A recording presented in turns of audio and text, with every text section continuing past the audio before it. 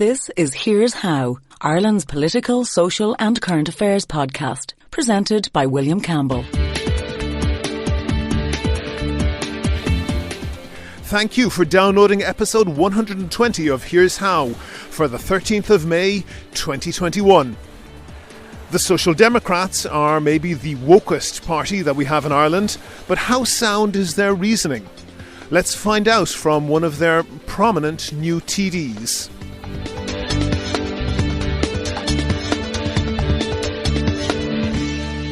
Here's How is Ireland's political, social and current affairs podcast. Make your view heard. Just dial 076 603 5060 and tell the world what you're thinking. Your voicemail may be included in the next podcast. You can find tips on recording your contribution and other ways to contact the show at here'show.ie/call. Coming up in a few minutes. But one thing that I don't think helps is, for example, conversations like this where it's saying, oh, look, women just aren't as good at sports. And look, they just they're not as good at performing. They're not the Ariana Grande No, of that's not what I was saying, but hockey anyway. or badminton.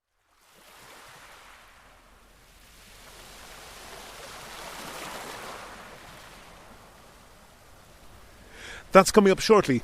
But first, I want to thank all of my donors on Patreon. I really appreciate everyone who does that.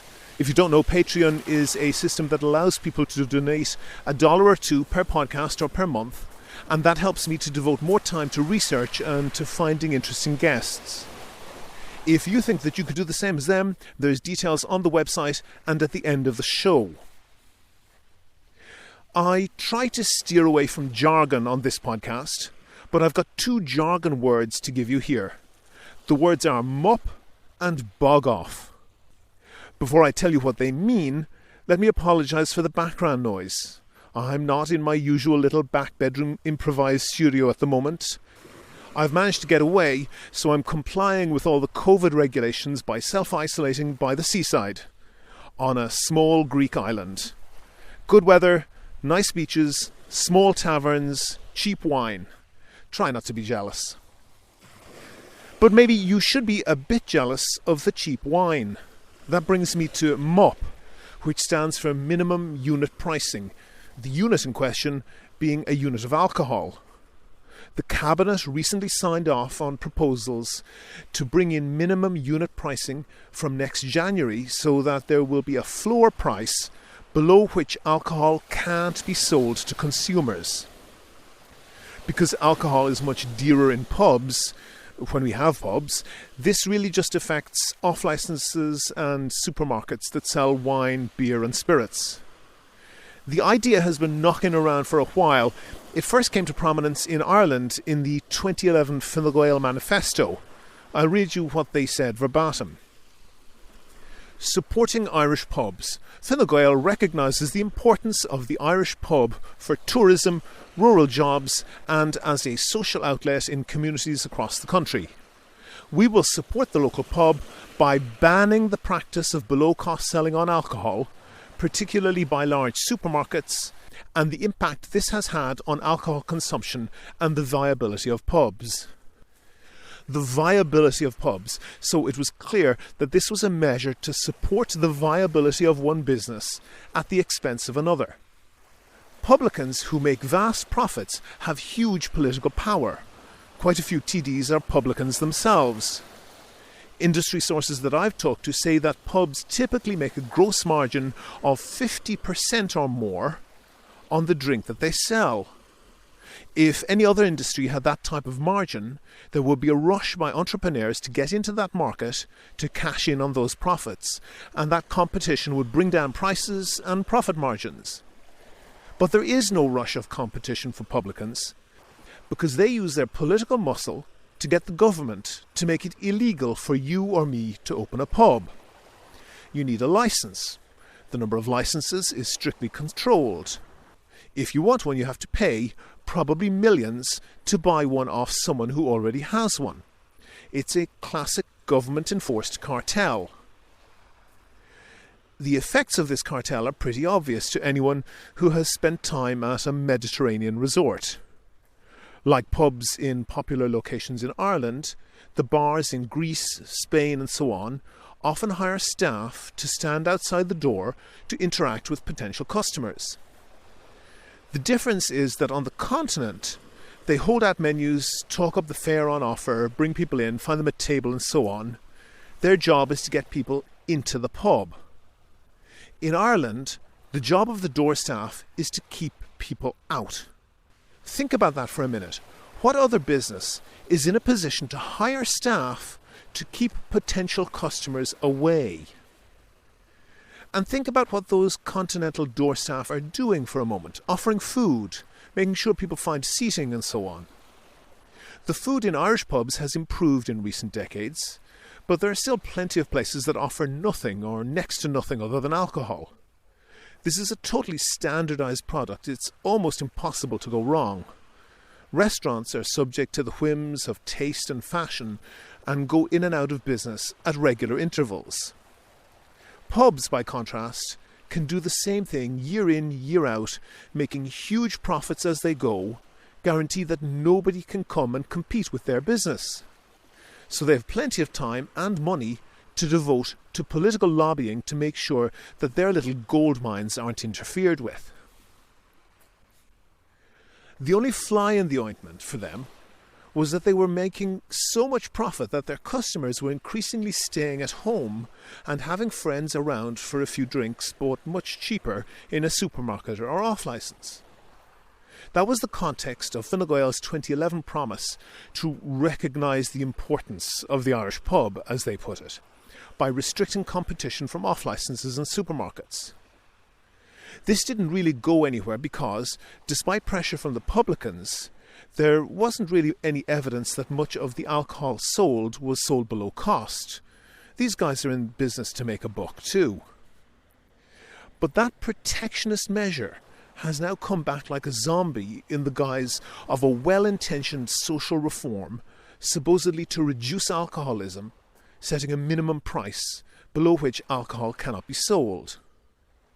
A similar law is already in place in Scotland, but the minimum price per unit of alcohol there is set at 50 pence sterling, the equivalent of 57 euro cent. The Irish level is being set at €1 per unit, almost double the Scottish price. Just in case you are wondering, this is not a tax. All of that price increase goes straight to the retailers and producers of alcohol. And the price hikes are going to be pretty steep. The minimum price, the lowest possible legal price for a bottle of wine, will be about €7.50. The lowest possible price for a can of beer will be about €1.70. To put that in context, I went into a supermarket where I'm staying in Greece the other day. There were cans of beer for 69 cents, bottles of cheap Greek wine for 99 cents, and plenty of other wine choices for under €2. Prices in Ireland are already far higher than that, and come next January, they'll be much higher still. So the question is, does that lower price lead Greece to have more alcoholism than Ireland? No.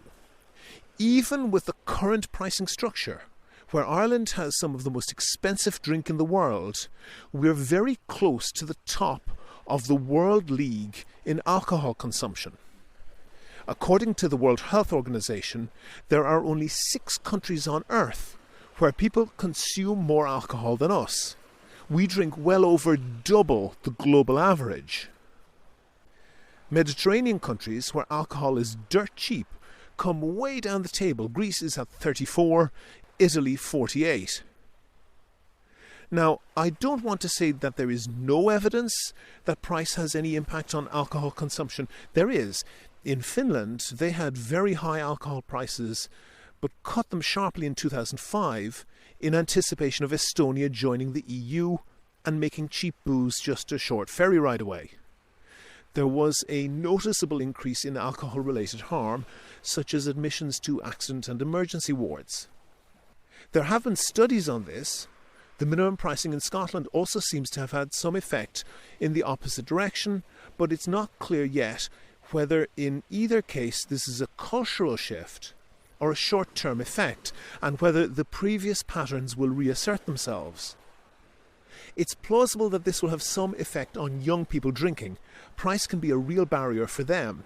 But it's naive to assume that this would have much impact either on alcoholics or even on occasional binge drinkers. Price just doesn't seem to be a barrier for them. But one thing is that, as far as I can see, all of the research is on whether or not the MUP will reduce the problem of alcohol overconsumption in Ireland. Nobody is studying whether it could make the situation worse. Very basic economics imagines that there's a straight line relationship between price and consumption. That's often true, but not always. There are examples of what are called inelastic markets. That's to say that however high the price goes, people will pay it.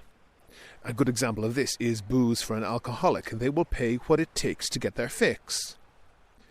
But there are also examples of markets where, when the price goes up, people buy more. This is counterintuitive, but humans aren't always rational. One example of this is diamonds, which the marketeers have managed to persuade people are some sort of age-old tradition. But they really only became a popular option for engagement rings since the Second World War. And a key part of the marketing strategy was to massively increase the price, making people feel that the product must be important because it's so expensive. This is a great trick if you can get away with it. People buy more because you're charging them more. Not just jewellery, it also works with cars, some food items, particularly luxury foods. Would anyone really want oysters if they were 99 cents for a 10-pack in Aldi? And there's evidence that this works with alcohol. Now, the real giveaway that this is a protectionist measure that has nothing to do with public health is that the price is not being increased by a tax. It's being increased by outlawing price competition.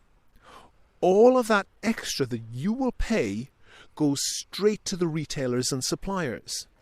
They will be coining it. The worst possible thing that could happen for them is that they have slightly reduced sales rewarded with massively increased profit margins. But I'm not at all sure that their sales will be depressed for long. In modern marketing, aside from higher prices sometimes actually stimulating higher sales, retailers have a whole host of devious ways to trick us into buying more than we actually want. That brings me to bog off. Bog off stands for buy one, get one free. If you look around your local supermarket, you will notice that you don't see 50 or whatever % off anymore on many products. Instead, you will much more often see buy one, get one free. That's objectively a worse deal for consumers. You have to buy 2 products to get the discount. But the retailers have worked out that consumers subconsciously saw the lowering of price as a signal that it was a lower quality product. The same thing, but phrased differently with the requirement to buy 2 units. Buy one, get one free shifts far more units and makes far more profits. Now that retailers will have much bigger profits, they will also have the cash and the motivation to work out devious marketing tricks to persuade people to buy more booze. It might take them a while, but with such huge profits to be made and a guarantee that nobody can undercut them on price, you can be sure that they will work it out. I doubt if this measure will do much for alcoholism in the long term, but you can be certain that it will create another entrenched, politically protected cartel, and that's not a good thing.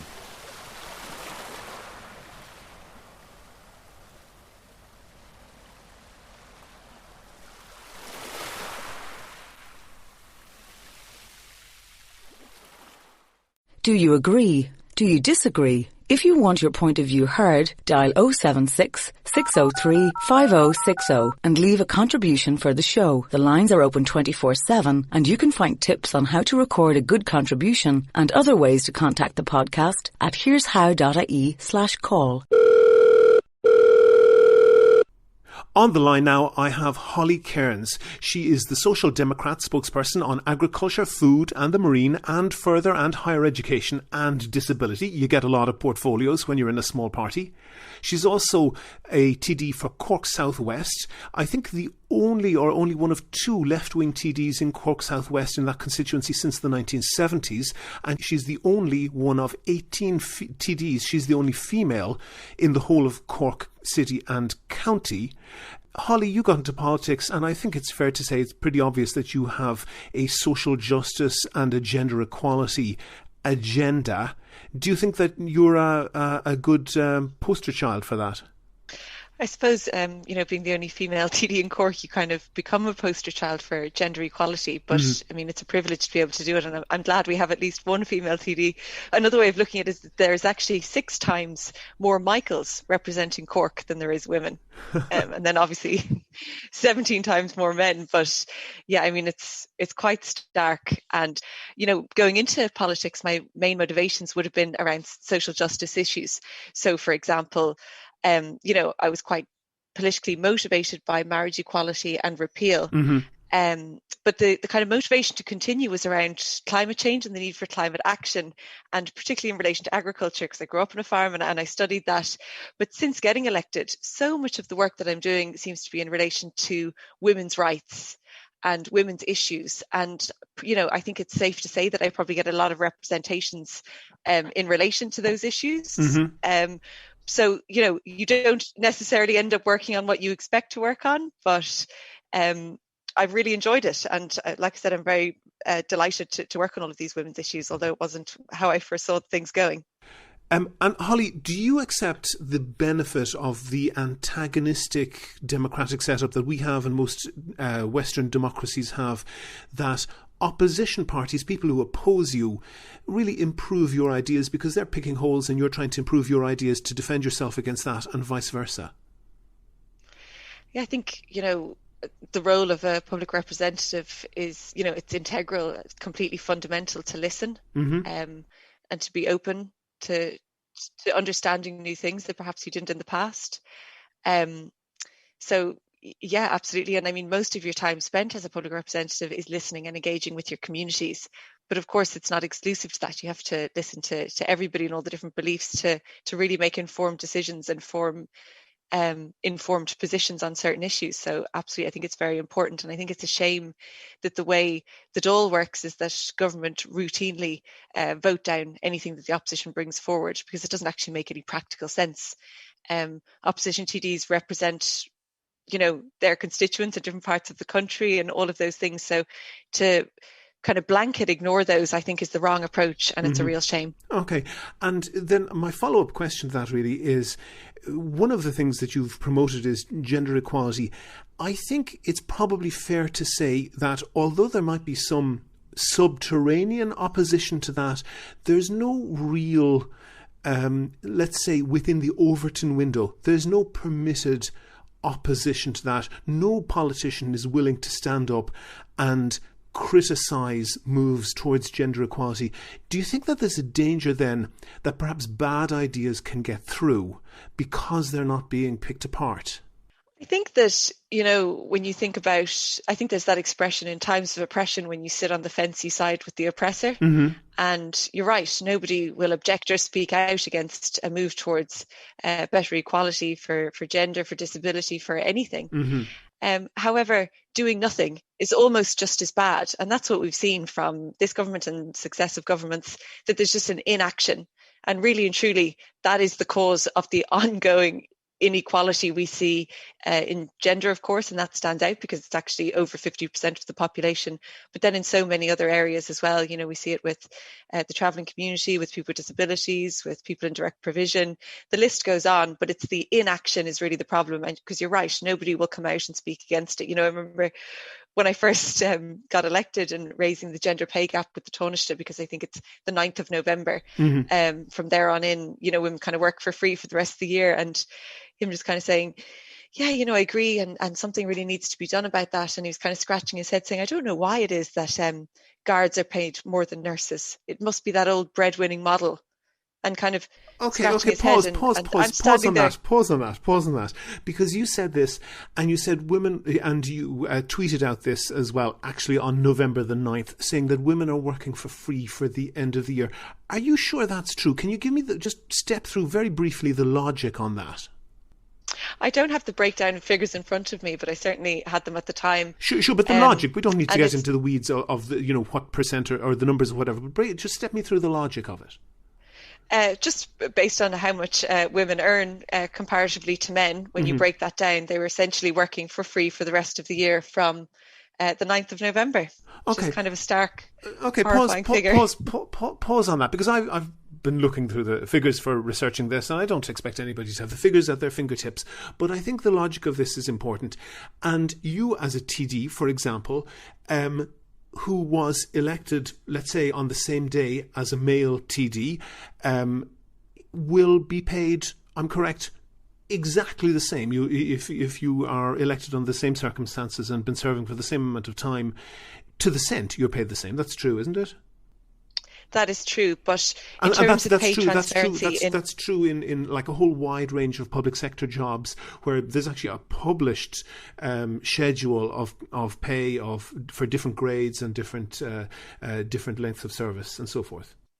Yes, absolutely. In loads of jobs, that's very transparent and very clear. But in other companies and industries and fields, that's not clear at all. So one of the things we need to do is to introduce the pay transparency legislation as promised by the Programme for Government. And then I think if there was an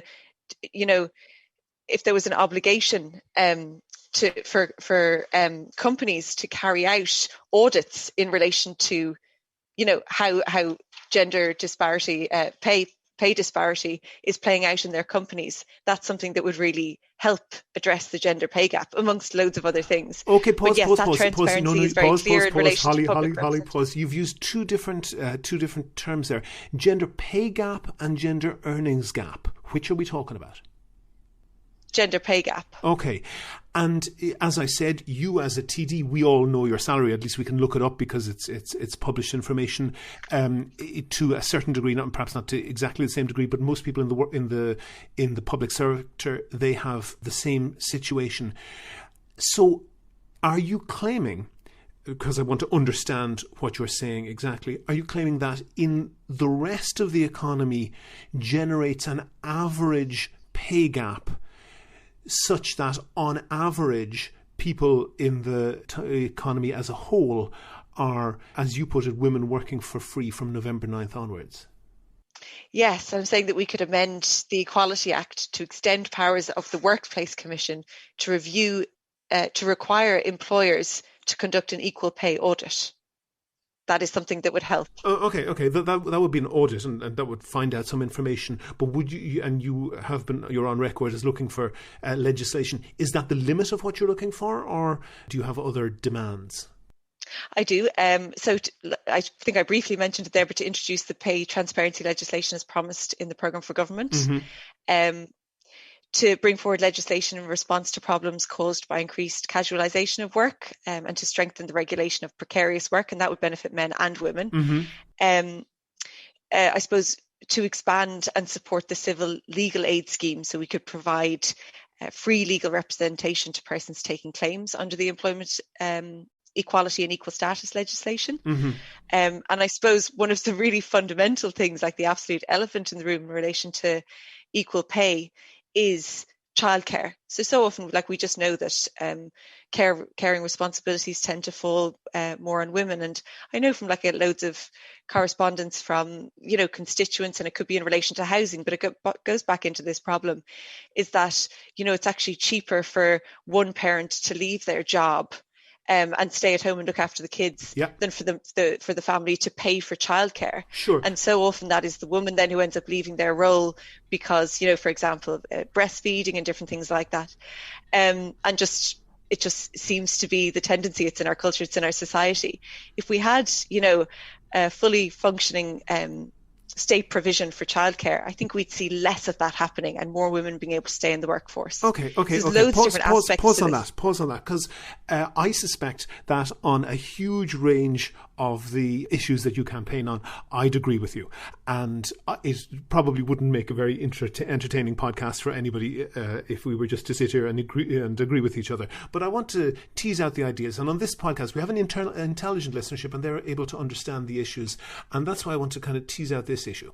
Because there's a controversy here. And on one side of that, there's a claim that essentially women, for discriminatory reasons, are being paid less to do the same work. And on the other side, and looking at the statistics, it seems to me that it's way more complex than that. Are you willing to accept that the level of discrimination here, the level of pay difference that is attributable to discrimination, is either very low or negligible? I wouldn't necessarily agree with you on that. Now, I just know from people's personal stories, and I don't want to name names, but people working in media, in loads of different places, when going for a job that perhaps a male counterpart has left, being offered a lower wage. Because I'm very important to pay. Yeah, I'm looking at the Eurostat figures here, and there's the first thing that you notice is that there's loads of different figures, and the danger with that is that when there's loads of different figures, people can always find one that agrees with them and they can highlight that. But just to focus on one particular difference, there would be a salary difference between men and women and an hourly wage gap between men and women. And the salary difference is much, much bigger. And that's explained by the fact that men, and we're dealing only here with full-time employees, that male full-time employees tend to work considerably more than female full-time employees. That's quite striking, isn't it? Do you mean they work more hours when they're in full-time work? Or what do you mean by they work more? Yes, it is that males work approximately 1 hour per day, 5 hours a week, more than women in full-time jobs. I'd like to see the study myself before commenting on it, but perhaps it ties back to what we were just speaking about home care responsibilities. Sure, I'm sure it does. Yeah, I'm sure it does, because more on women. Yeah, and that women have quite justifiably other priorities. And the other striking thing that I see here is that almost all of the gender pay gap is for people over 40. For anybody up to 39, there is no statistically significant gap between male and female wages. There's something happening there, isn't there? Well, also, like you refer to, full-time work and there being no evidence there, but like a lot of the time women are the ones working in part-time work. In hospitality, yes, and part-time work is very, that's true. And part-time work is very difficult to study for this, because you don't know how much part-time work is part-time work, and you don't know how much the person is selecting to work more or less hours. So the easier thing to compare, and it's possibly we're stuck in this paradigm, but the easier thing to compare is men in full-time jobs versus women in full-time jobs. And there's no pay gap at all, nothing statistically significant for people under 40. And 14%, which is the figure that you tweeted and highlighted. That's a true figure. And that is adjusted for hours worked and levels of experience. But it's not adjusted for the issue that essentially men work harder. And it's not really hard to see why, if an employee is working an hour longer every day, why they're likely to be the one that gets the promotion, is it? Well, for one, just because it's easier to compare data for full-time workers or whatever, doesn't mean that it's then the most accurate reading of the data. Mm-hmm. Do you know? Yeah. So there is definitely some nuances there that I don't think are being accounted for. Yeah, absolutely. And I think a lot of research also shows that it's not just down to, for example, somebody working an extra hour a week, that the gender pay gap and related pay gaps are social and economic issues that need to be addressed, that it's, they're experienced most acutely by older women. What a lot of the findings would be, for example, from SIP2 and women from ethnic minorities and women with disabilities. Yeah. And sectoral kind of segregation is a cause of gender pay gap, with the overrepresentation of women in relatively low-paying sectors such as care and education, and an overrepresentation of men in better paid sectors like technology and engineering. Okay, and there's also Holly, pause. Yeah. There's also an overrepresentation of men in jobs that are dangerous. Is it justified to pay people more when they're essentially risking their lives? Yeah, and I wish we had applied that to nurses during the pandemic. Pause on that, because I've looked up the most dangerous occupations, and the fatality rate in occupations is very closely aligned to the percent of male workers. So, for example, this is American figures from the Bureau of Labour Stats in the United States, although European figures are largely similar. The 5 most dangerous jobs are being a lumberjack, being a fisherman, being an aircraft pilot, being a roofer working on roofs, and refuse collectors. All of those jobs are overwhelmingly male. It's fairly reasonable to say that if you work in a dirty, filthy, dangerous outdoor job, you're going to get paid more, because if you don't pay more, then you won't get the workers.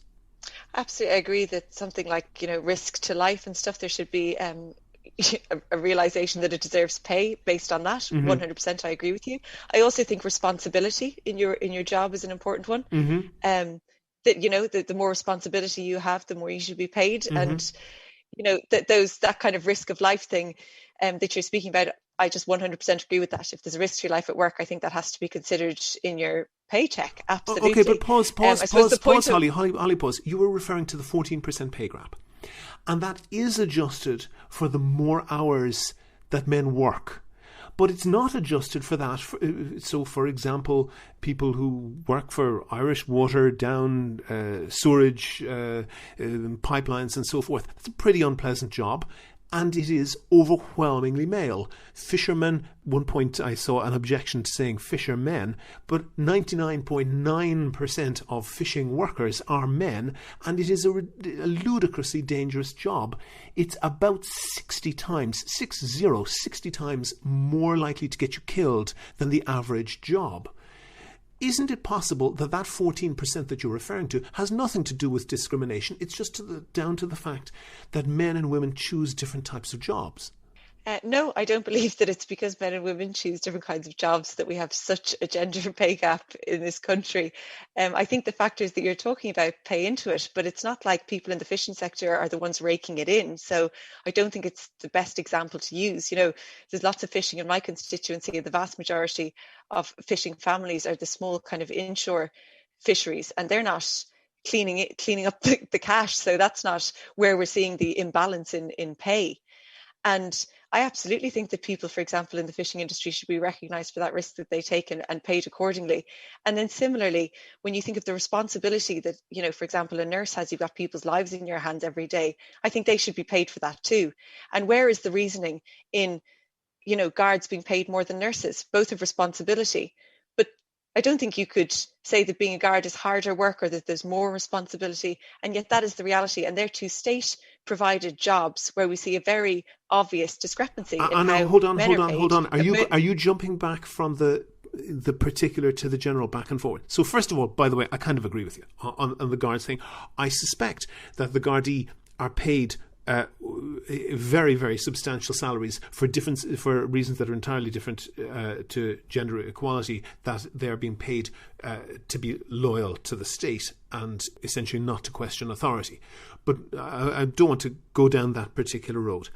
But the question I asked you earlier on was, there does seem to be some level of just poor thinking in this, and in particular, if we see that, and I don't want to go, to a very small profession like being a fisherman, but across most people, working in an office or working in some other place, if you have one employee who will stay late as long as it takes to get the job done, and you have another employee, perhaps for very good reasons, who's typically a woman, will say, no, sorry, I have to be there to pick up my kids. You can say that perhaps that's something wrong with society in general, but it's very difficult to say that when the guy who stays late every time it's needed gets the promotion, it's very difficult to say that he is being, that's a result of discrimination.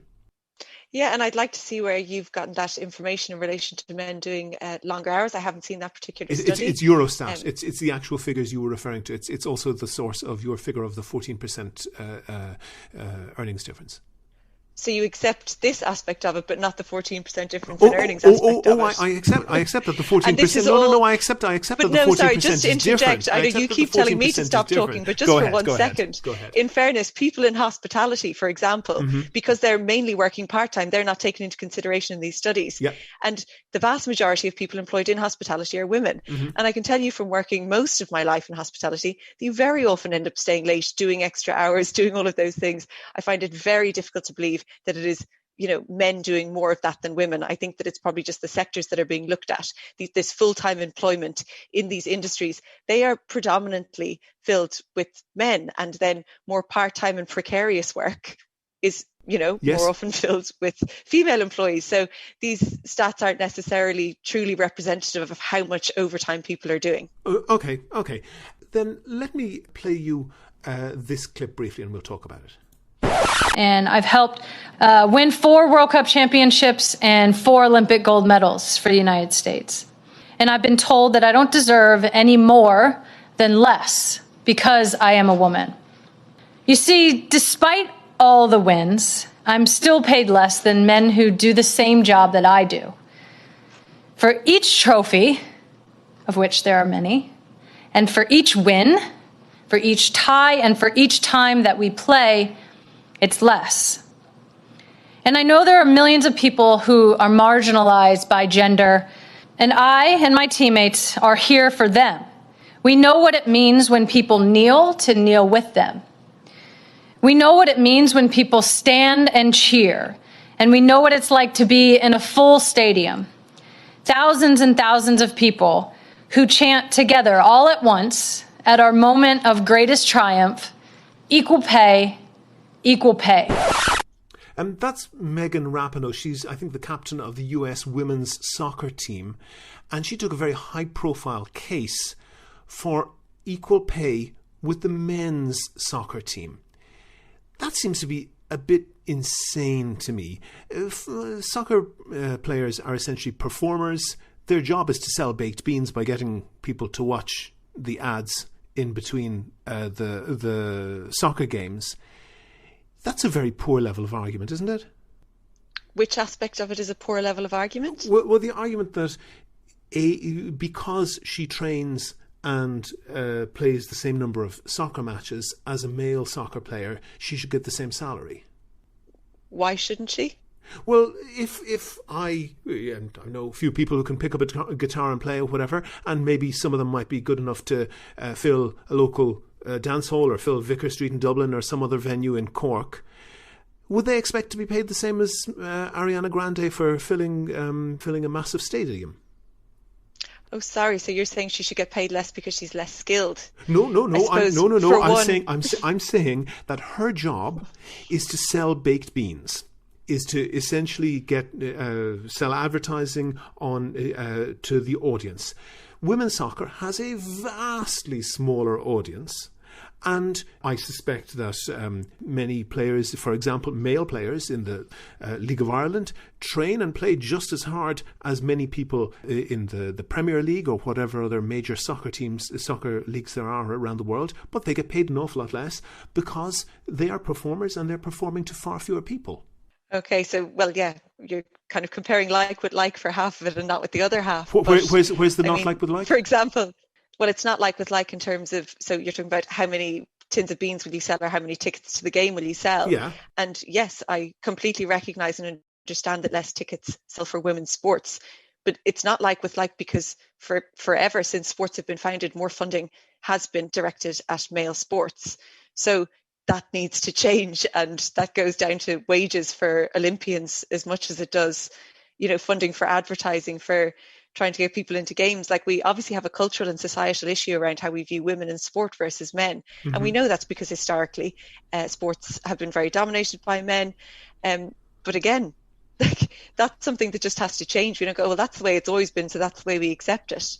No, female I'm not sports suggesting people can't see themselves a career. Like, you think about a young girl in school and they want to be a professional soccer player. Do we want them to go, oh, well, there's no real career for me in that because there is no professional women's GA team or whatever. What if she wants to be a so I just won't bother. We have to change things from the top down. What if she wants to be a professional badminton player? You can't just tell me to hold on every time you ask me a question. Go on. So you can't expect then, for this to happen from the bottom up, basically what you're suggesting is that women should continue to defy the odds to try and make space for themselves in sports, rather than trying to level the playing field, and the pun is intended, whereby women could go into a career in sports just as easily. Because there was an ad, I don't know if you saw it, of women's Irish football team playing a match uphill. And I think that does a really good job of a visual image of what it's actually like, for example, for women in sports, but of course in loads of other industries, that you're constantly up against it, And so if we have an incredible female Olympian,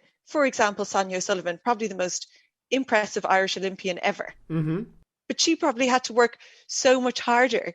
And then from what you're saying, from that clip that you played of the woman in the Olympics in the US, perhaps didn't get paid as much. Like, where is the sense in that? Okay, well, hold on for a second. Just because historically it's been like that. What if somebody... You don't say... Okay, allow me to ask the question then, since I allowed you to continue earlier. What if the ambition then is not to play soccer, but it's to play badminton? What if the ambition is to play badminton? I still don't think that women should have to, from the bottom up, try and defy the odds all the time to try and make a career for themselves. Okay, but somebody playing badminton, somebody playing badminton will be paid vastly less because that's a way less popular sport. Is that a discrimination? Oh, sorry, but you're saying badminton versus soccer now, rather than a woman in badminton or a man in badminton. Exactly. I suppose you could look at it that way, and I think it's just a very kind of argumentative point to make that's probably quite irrelevant, and you could bring that into loads of things, and perhaps I agree with it, but it's a whole other discussion. Like you spoke about people working in the fishing sector earlier, should they be paid a basic minimum wage like Gardaí? Like, it's a whole other conversation that sounds like you're probably just using a point like that to try and discredit an argument. I'm absolutely not, and I would advise you not to put words in my mouth. When we're comparing like with like, when we're comparing a female playing badminton and a male playing badminton, I don't believe that the man should be paid more. And I understand the reality of male sports selling more tickets, but how do we expect to ever address that if we continue doing it? It can't come from the bottom up, where we expect women to defy the odds when they're stacked up against them. To come from the top down, where we level the playing field and allow women to have equal opportunity in sport. Okay, and I'm not exactly sure what equal opportunity in sport would look like if it's not men playing against women, which does happen in some sports, but physically that's not a good idea in most sports. But it seems to me that that's the quality of that argument is just terrible, because sports people at a high level are essentially performers. And if some minor male artist, let's say, could fill a minor venue, he would be in no position to complain that Ariana Grande or some Beyonce gets paid millions to fill an enormous stadium, because they're performers and they're paid based on how they perform. And the judgment of the performance is in the eye of the audience. So they perform based on how they're paid. You say they're paid based on how they perform. Yeah. But people also, but also people perform based on how they're funded. So if you compare a female GAA team to a male one, of course the male teams are coming out on top because they've got all this funding going into their training. So you can't playing against each other, the two like that without looking. No, you get paid for performing this well. But however, loads more funding has gone into you being able to perform that well. Oh, but hold on for a second. The performance, and by the way, no amount of money, all the money in the world wouldn't be enough to pay to get me to perform at nearly any of those levels, male or female. But my point is that the performance is in the eye, the quality of the performance is in the eye of the audience. And if the audience judges that they want to see this singer and not that singer, or this sports person and not that sports person, then that's within their gift, isn't it? In the eye of the audience, who are met with a performer who has either had lots of funding putting into training for that performance, or very little funding put into the training for their performance. That's the difference. And it's okay. So to boil this down, and I want to understand. So the audience are being met with two different performers. One has been, supported and funded to become a good performer, and the other one hasn't. So then, to understand your position, because I want to understand you clearly, and contradict me if I'm getting it wrong, you're saying that the public interest in, let's say, women's soccer or women's Gaelic football or whatever would be equal if the public funding of those sports were equal? I think that's a very important aspect of it, but not the only one. So I think it would start like that. I say, I think it should start from the top down rather than the bottom up. So if we put equal funding into them, then I think people would become more engaged with them. That cultural and societal problem that we have where we view men more as sports people than we do women, I think that would change as a result. But in order to make that change, it has to start with a systematic change within the industries. Okay. By the way, Absolutely. I completely agree with you that at an amateur level, we should have good quality funding and so forth for males and females right across the way, because that brings huge benefits in terms of society and participation and so forth. Completely agree with you on that. But do you also agree that if one gender is funded more throughout their training than the other, that the less funded one might not be, in the eye of the audience as you put it, as good of a performer? I think that up to very recently, up to like a couple of decades ago, the amount of funding that went into things like soccer in Britain and Gaelic football and hurling in Ireland was a minuscule fraction of what it is now, and there was massive interest. So there doesn't seem to me to be a very close correlation between, for example, government funding and public interest. And that may or may not change. So, you might be able to stoke more interest by putting government funding into it. But in the past, when there was little or no funding, there was still massive interest in elite sports. Let's say the All Ireland finals, or as it was, First Division finals in the UK. But I don't want to argue those exact points out with you. What I want to really just ask you about is whether you think that maybe sometimes there are less quality arguments that because they're not challenged, and because most male and female politicians are smart enough not to put the sexist point, that your point of view for promoting gender equality is sometimes maybe not as good as it should be, because you're not being challenged hard on those points. As in, you think that people have a quiet belief that the points that I'm making are incorrect, but they don't want to challenge me on it? No, I don't. I don't know. I absolutely don't accuse you or anybody with you of dishonesty. But when you have competition, be it in the commercial sphere or in the political sphere, that causes everybody to up their game. When we had back in the days of Telecom Air, and it cost 50 or 60 pence as it was a minute to telephone Britain. Now we can talk around the world more or less for free because there's competition. And when you have an area of politics that doesn't have that competitive antagonistic tension, the quality of the arguments may not be as good. I think that most people understand basic reality and facts. And when you look at women's rights in Ireland, say as an example, it's very clear that there hasn't been equality. And, that's very clear from, for example, my grandmother, who I was talking to yesterday. It's not that long ago that she was young and getting married, and she had to give up her job when she got married, changed her surname and lost her PPS number. She wasn't allowed to work. Yeah. And we've come a long way from there, but it's not that long ago. So we're still coming out of that type of oppression. And I think that everybody recognises that. And you made reference, for example, to me being the only female TD in all of Cork City and County. Yeah. And I think, we know that women's sports is far behind. We know that women aren't played on the air as much. So I think that everybody understands the basic reality. And I think that is the reason why nobody is massively arguing with this point, because everybody knows that it is true. Oh, yeah, I agree with you on that. I think you're absolutely correct on that. That's why nobody is arguing on it.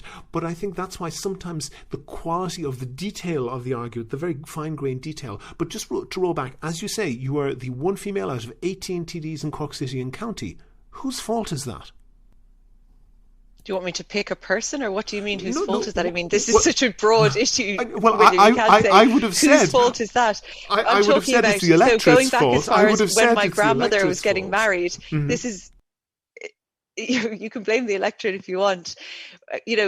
We have a society and a culture that needs to change. Yeah. And in order to change that, we can make systematic changes to try and, egg that on. Yeah. And that's where things like, gender quotas come in. Everybody gets up in heaps if they're so controversial.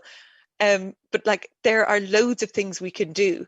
But one thing that I don't think helps is, for example, conversations like this where it's saying, oh, look, women just aren't as good at sports. And look, they're not as good at performing. They're not the Ariana Grande No, of that's not what I was saying. But hockey anyway. or badminton, like that. Like, we know that women are not less capable. I think everybody agrees on that. So we know there's cultural and societal structures which have been holding women back since the foundation of the state. Okay, pause. Let me ask that. Okay, so first of all, when I say whose fault is that, women in Cork, no less than anywhere else, are 50% of the electorate, and they choose to elect 17 out of 18. At least they participate 50% in electing 17 out of the 18 TDs as men. And you say that men and women are equally capable, and I happen to agree. I think that's blindingly obvious. But would you accept that whether it's by interest and whether it's innate or whether it's something that's guided by society or a mixture of the two, that women and men tend to excel in different areas sometimes? I don't think politics is an example of that. I think that when you say whose fault is it, okay, so if we take politics as the example, then basically I think the biggest problem in women getting elected in Ireland is the biggest parties. Sorry, the biggest parties is not accurate. The oldest parties. Mm-hmm. I say the biggest because I think of Fianna Fáil and Fine Gael, who have a massive problem. Yeah, we're in a new era now. I remember, so it's very clear that the vast majority of people who are elected then are in Fianna Fáil and Fine Gael historically, and they don't, include women in their parties, and that's well documented in terms of the facts. The Taoiseach at the moment, Micheál Martin, his party, 37 TDs, 5 of them are female. That's one more than my party, who only have 6 TDs. Yeah. Fine Gael struggle.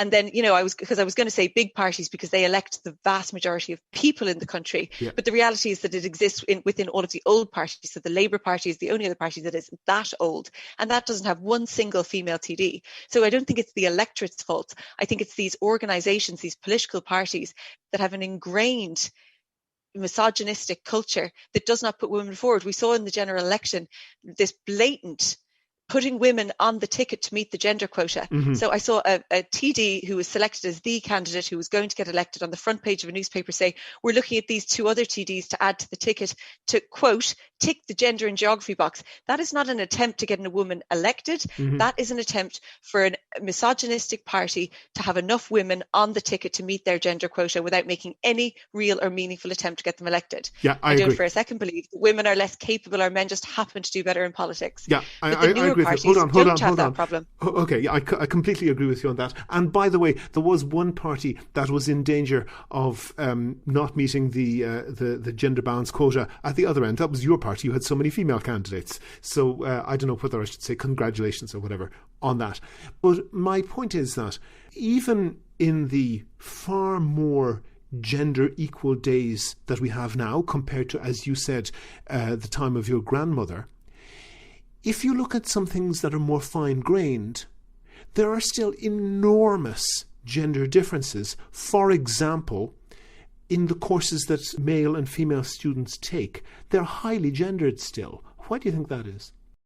I think, like that, men and women are different, and there's no uniformity around that. There's different levels of masculinity and femininity, I think, in everybody. And when we talk about gender equality, I mean that. I mean equality. I want women to be treated equally, not necessarily the same. Mm-hmm. That's not what I'm ever trying to say. And yeah, I think, a lot of that is, I think there's a lot of it is probably naturally what people fall into and are interested in. And then unfortunately, a lot of it, I think, is a result of those societal and cultural problems that we have as a result of our history and women being oppressed. So I think there's a combination of the two there. For example, women in science. I do think that we'll see a big rise in that as time goes on, that a lot of women are interested in it. But I met with a group, of STEM students recently who were talking about women in science and feeling really uncomfortable as the only woman in the classroom. you know, that kind of thing. And you see that in politics as well. And it's a deterrent and it puts people off and it's a vicious cycle. Yes, although there are now more females than males in universities in Ireland. But as I said, the choice, of course, is very gendered. And it really is striking that if you, as you mentioned, STEM is way more male. But even within that, for example, females who are in scientific courses are much more likely to be in things like biology. And do you think that there's something going on there that if you were to characterise university courses under two headings, one would be caring and the other being reading, and reading being things like law, literature, caring being things like medicine and biology and so forth related, that's where women really predominate. And then the things courses, engineering, computer science, are hugely male dominated. Clearly, in the past, there was discrimination against women in universities in that they weren't even allowed in previous centuries. But it doesn't really hold water to say that there's discrimination against women in the physics faculty, but not in the biology faculty, does it?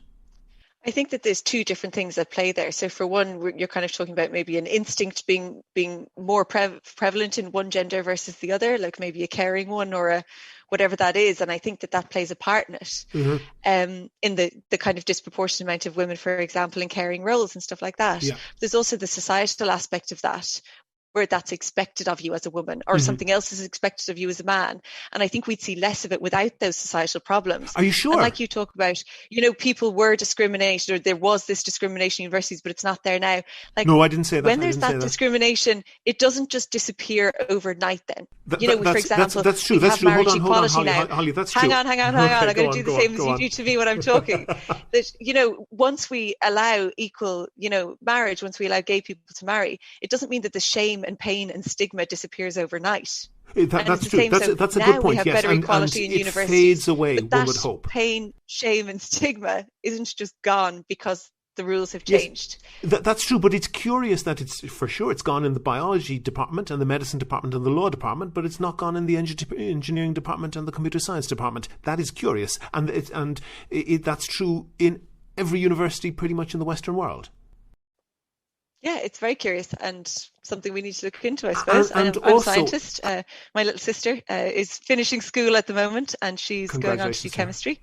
So I think you'll see a rise as time goes on, you know. Well, are you sure like of that? Said, I think we can't underestimate. I want to use international comparisons, because if you compare countries with relatively good education systems, one, Scandinavian countries, and two, the maybe South Asian Muslim-dominated countries, like Iran or Pakistan.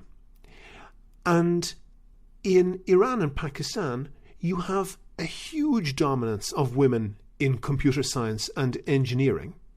Whereas in Scandinavia, actually, as time goes on, the people are gravitating more and more to the gender stereotypical courses, so that in, for example, Norway, you are back to having overwhelmingly women in caring courses and so forth, and overwhelmingly males in engineering and computer science courses. And the proposed explanation of this is that in these very countries that are very restrictive for women, Pakistan or Iran or whatever, that in those countries girls will do anything to get out from under the thumb of their father and their brothers, and if that means going to doing an engineering course or a computer science course, that's fine, they'll get away and do that. Whereas where people have more freedom, they do seem to choose what seems to be more gender stereotypical courses. It's fascinating, and everything you just said there, I think, just really proves the point that I was trying to make, and that is that the role of the society and the culture that you live in plays a very important role in how the two genders are, either one, and it can go both ways, maybe discouraged from certain parts of the sectors or different jobs, and then also encouraged. And it just goes to show how much society really plays an important role in that. Sure, but that does suggest that there may be, and I'm not an expert in this, but that there may be a degree to which, for whatever natural reasons, it does seem that the effect of women gravitating more towards caring and more towards reading courses might not be the pressure of society, that when you're removing the pressure of society, that effect remains. Based on the information that you're saying there, yeah. And then I suppose you can read other studies and different things that say different things. And I think, I think it's quite likely that women gravitate towards caring roles more than men, but it's certainly not exclusive to women. Like, oh no, absolutely not. Even so many different families and stuff. And I don't know how much these stereotypes and things really help, because it like we're talking a lot about women and women's rights, but like, for men to maybe want to go into a caring role and feel like they can't is another aspect to that. So sure, absolutely, I agree with that. It's finding the perfect balance of the society that makes sure everybody feels comfortable to do those things. And, absolutely, I'm not an expert on that either. No, but my point is then, and this is to try and bring that all together, is that if society is then to take a position to say that everything must be 50-50, that might be something that just doesn't fit with people. But I don't know if anybody said every single thing should be 50-50. And like, if we're talking about quotas in different fields or whatever, I don't necessarily think that it should be 50-50 in every single sector. And like I said earlier, it's about equality. It's about being treated equally, not the same. Holly Kearns, Social Democrat TD for Cork South West and spokesperson for Agriculture, Food, Marine and a whole load of other things. Thank you very much. Very enlightening discussion. Thanks, William. Make your view heard. Dial 076 603 5060 and leave a contribution for the show. You can find tips on how to record a good contribution and other ways to contact the podcast at here'show.ie/call. Go to the website for sources and references from the show. And while you're there, you can like the show on Facebook, follow the show on Twitter at Here's How Podcast, and follow Holly Kearns at Holly Kearns TD. And get in touch with me if you can suggest a guest or a topic for the next show. And thanks again to all of the patrons on Patreon. Their donations allow me to devote time to research and finding interesting guests.